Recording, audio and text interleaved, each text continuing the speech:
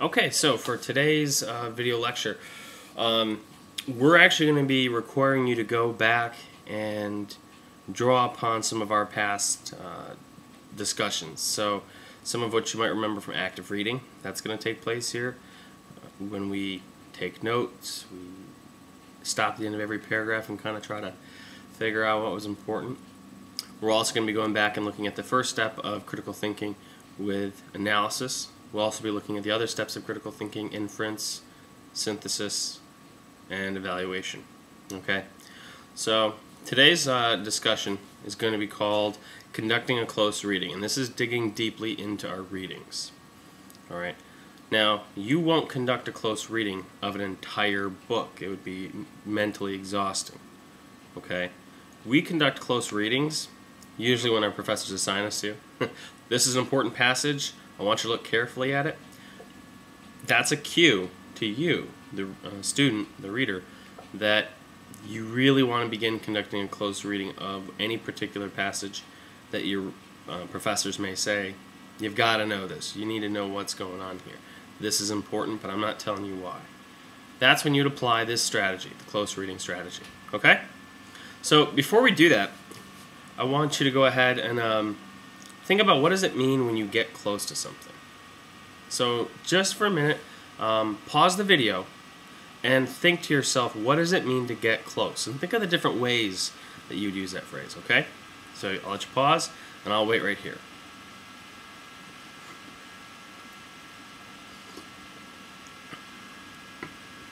Okay, ready back? So what I want you to do now is think about, take what you wrote down for your definition of close and apply that to close reading. How does that seem to make sense to you? And so close reading refers to looking carefully at a short passage or a paragraph from a text and combing through it for important details, facts, and figures that demonstrate key themes and messages of the overall text. So a close reading will focus on pointing out details instead of making overall generalizations. Okay? So if you think about it, a close reading is when you're really going to spend time looking very carefully, getting close, right, to every word in that particular passage. That's why it's not practical to conduct a close reading for an entire chapter. That can be a really lengthy assignment. Now, you might do things like that in graduate school, but, you know, and as we look at English 66, 84, as we prep you for Comp 101, you won't do that type of reading, okay? That's not to say you don't read your, your chapters carefully, but the close reading is an extra level of care. It's an extra layer of attention that you apply to that particular section, okay? So we're going to go on to our third slide. See, we're moving right along here. This is pretty good stuff. Now, the first step of a close reading. This should be pretty familiar. But first, a close reading is best accomplished after having already read your book or chapter. Okay?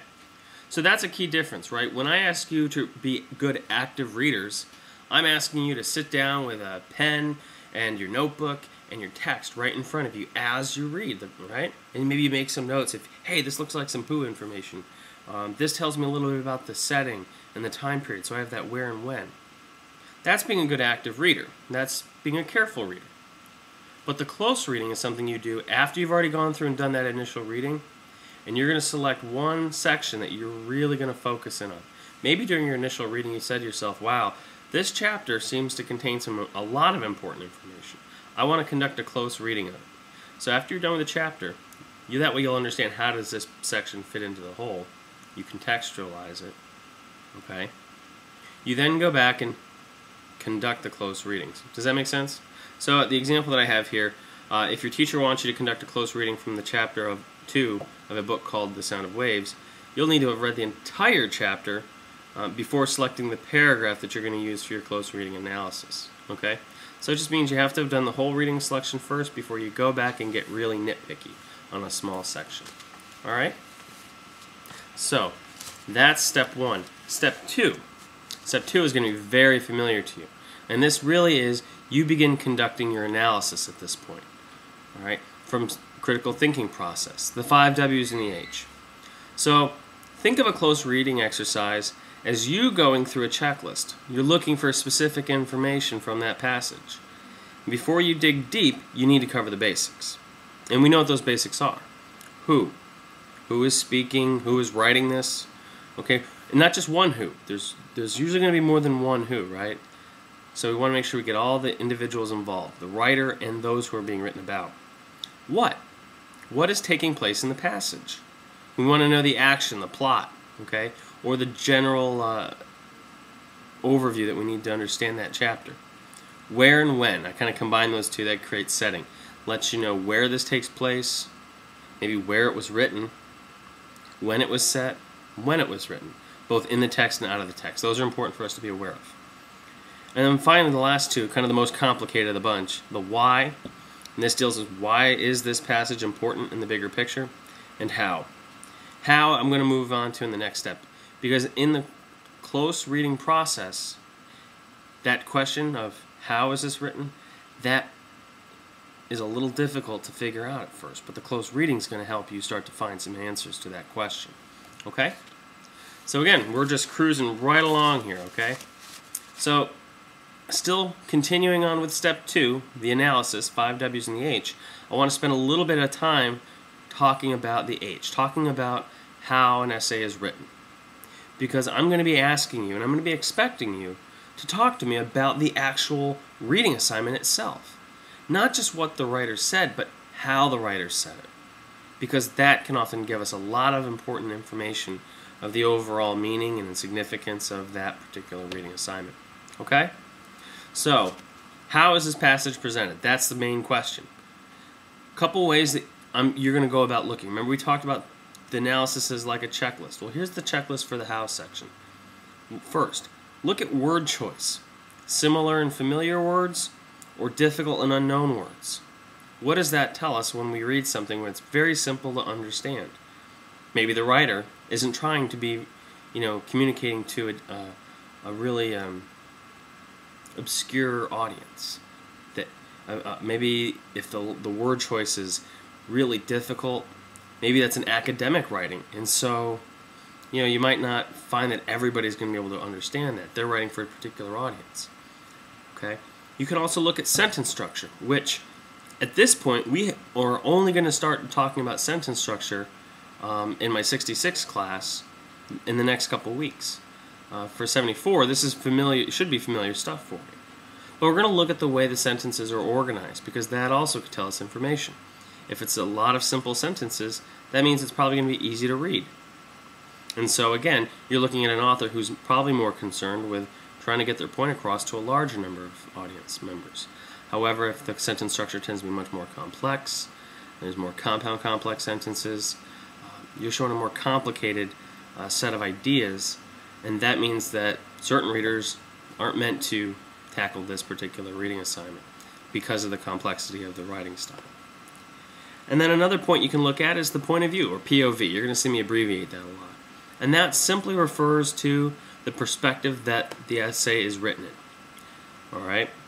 Think of it like this. If you play video games, you've heard of the first-person shooters like Halo, Doom, things like that, where you literally see everything around you through the eyes of the main character. And that's considered first-person point of view.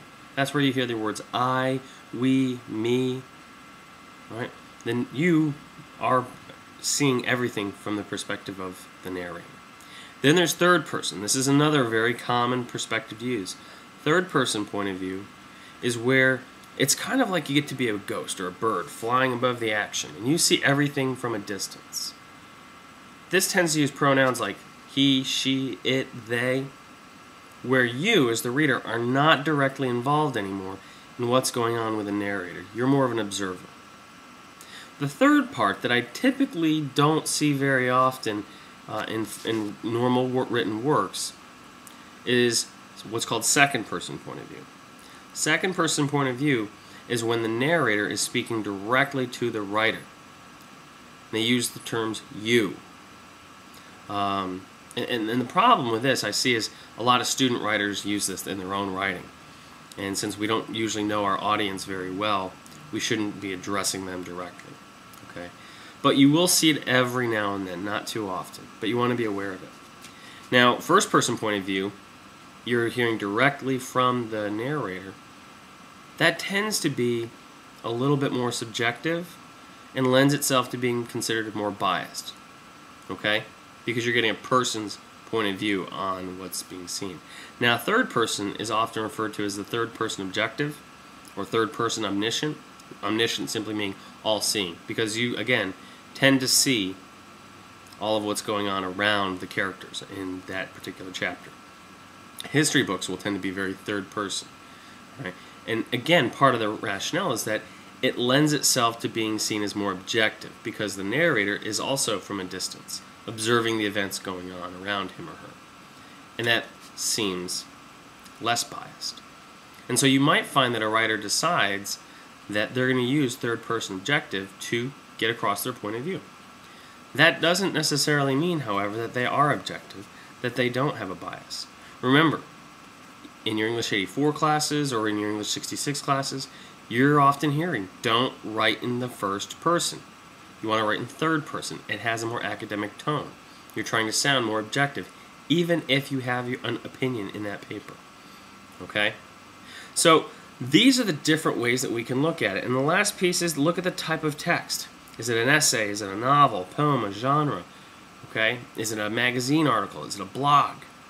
This can also tell you a little bit about the article, and maybe that'll cue you into some important information.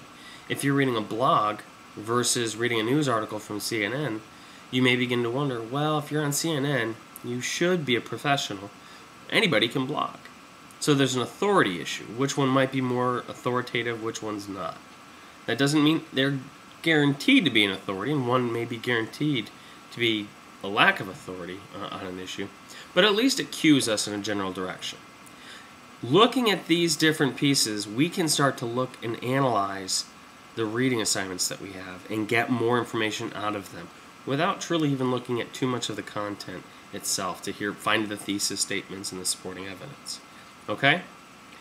So now, you want to ask yourself, what information do these different methods of presentation give us? That's kind of what I've been talking about. And how do they help us better understand the writer's message? And that's a very key question for you. I want you to underline it and star it. Because when you think you have this information, hey, I think I figured out the point of view, I think I have a feeling for the word choice, but what do you do with that? What do you do with that information? And that question will help you. How do they help us understand the writer's message? It may not be a big piece, but if it helps in some small way to explain, then that's worth the part of the close reading that you're doing. Okay? Now, we're going to move on to the third step. We're almost halfway there. Not too bad. We're at about a little over 13 minutes, so this will easily be well under the half-hour marker. Step 3, figurative language. In the beginning of the semester, we addressed a little bit of figurative language for my 74 classes at this point. For 66, however, this is your first exposure to figurative language. But don't worry. I mean, I'm sure you're somewhat familiar with it. Some of you may not be, but it's not difficult stuff. Okay? So, next, you're going to begin looking at figurative language, or words and phrases that appeal to your 5 senses to create a picture in your mind to get across an idea. So that's the definition of figurative language, and that's what you're going to look for in the third step. Now, there are a couple different types of figurative language. Actually, there's a lot, but for our purposes, I wanted to keep it the basics, right? The most important, most commonly used figures of speech or pieces of figurative language that you'll find. And I think if you have a pretty good grasp on these as you go into 84 and 101, you'll be in good shape. So the first one is a simile. And a simile is a comparison of unalike subjects using the words like or as to point out any implicit or hidden similarity. Next is a metaphor.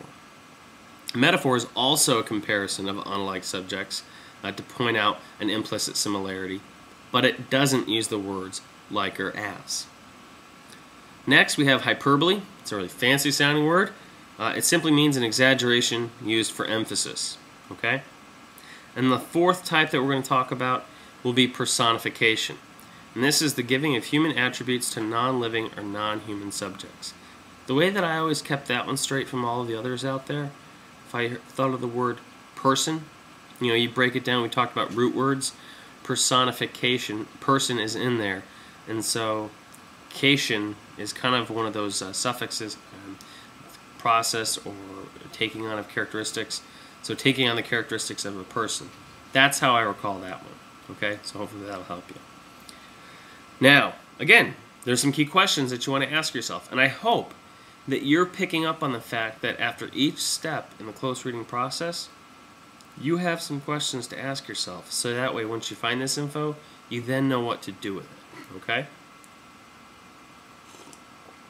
And those questions are, what sort of figurative language is being used here? First, you want to know what it is that we're talking about. Second, what is the message the reader is trying to convey? And again, this goes back to, do I know what the writer's thesis is? You can usually figure that out after you've done the initial reading of this particular chapter or passage. Okay? So remind yourself what that is, because then you're going to ask yourself again, is it particularly effective, this use of figurative language? Why or why not? Because remember, they're using figurative language to help communicate their thesis, to help communicate their main ideas. You want to know, was it effective or not, and why? Okay? And so that's the third step. And we are almost done. And again, I just remind you, if you need to take a bathroom break or anything like that, just hit the pause button and then come on back, and I'll still be here. Alright, the fourth step. And this is actually the last step of the close reading process. Again, you should notice there's a lot going on here. You should plan on doing one close reading for any reading that you're going to do, especially if you know we're going to have a class discussion the next day, anything like that. But you'll notice there's a lot that's involved. That's why we only do it, for a smaller chunk. We don't do it for a whole book. So the fourth and final step of the close reading process, as we dig deep into our readings, is the cultural connections. The cultural connection, okay? Finally, think about how culture and society might factor into the passage. In particular, you'll want to consider the following. First, the world and culture in which the writer lived or lives. You want to think about, how did the world in which this person lived influence or affected the way that they wrote or what they wrote about.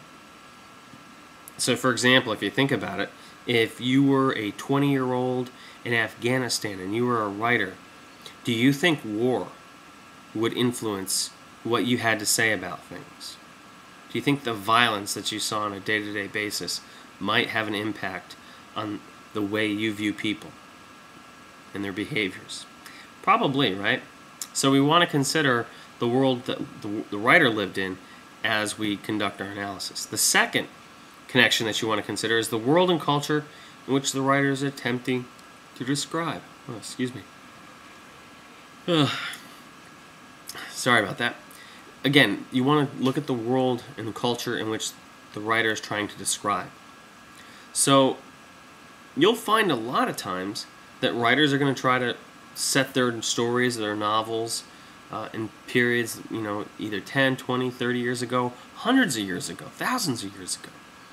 And so if you don't understand what the world was like at that time, it's going to be very difficult for you to understand the importance of what that writer is trying to accomplish. Okay?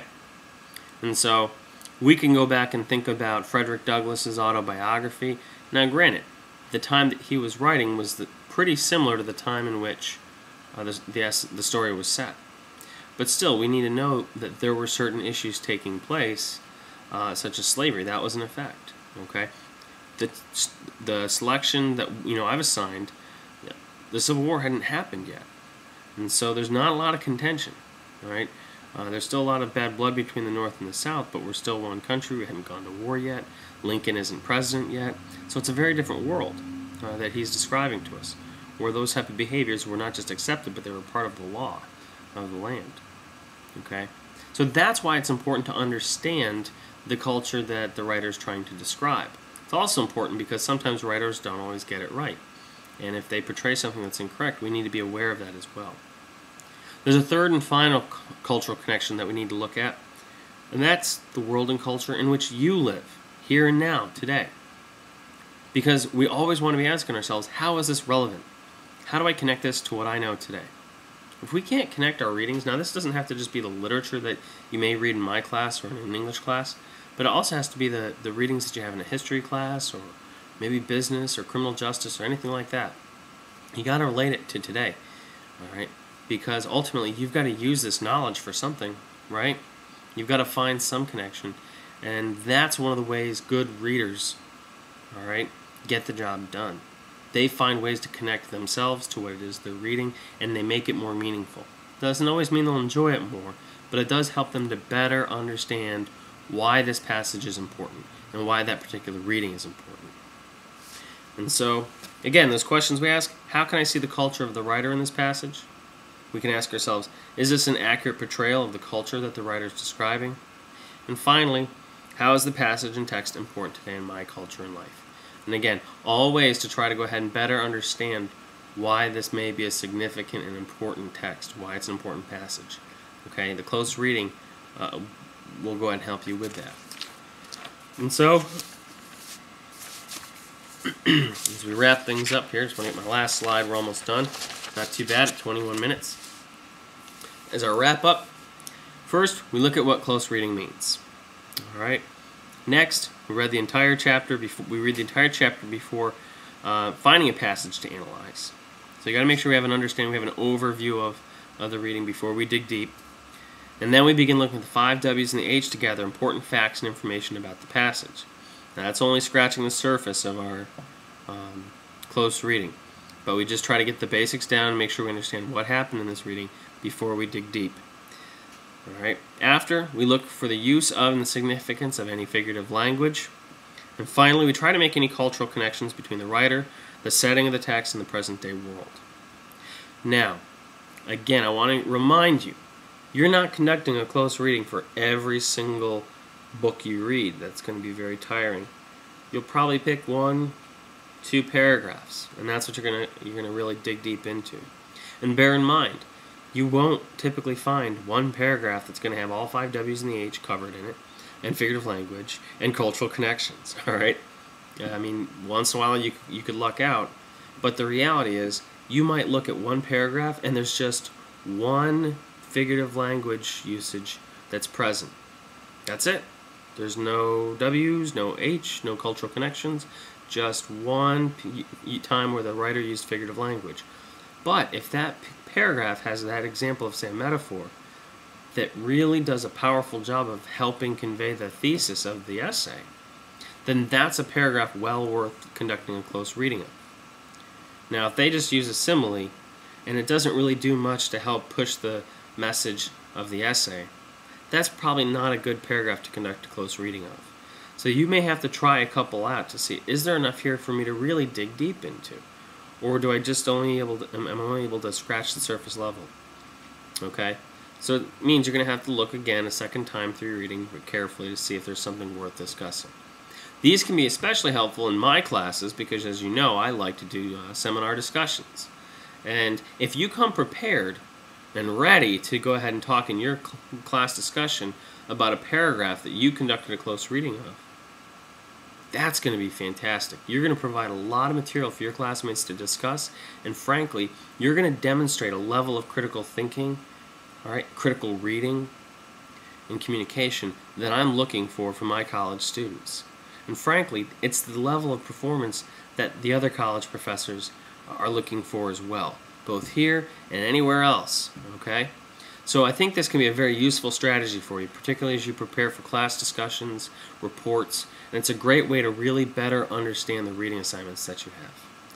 So if you have any questions about the close reading, please go ahead and write them down and send me an email, or you can go ahead and bring them to class and we can discuss them there. Otherwise, that wraps up today's lecture, and I will be looking forward to seeing you all shortly. Bye.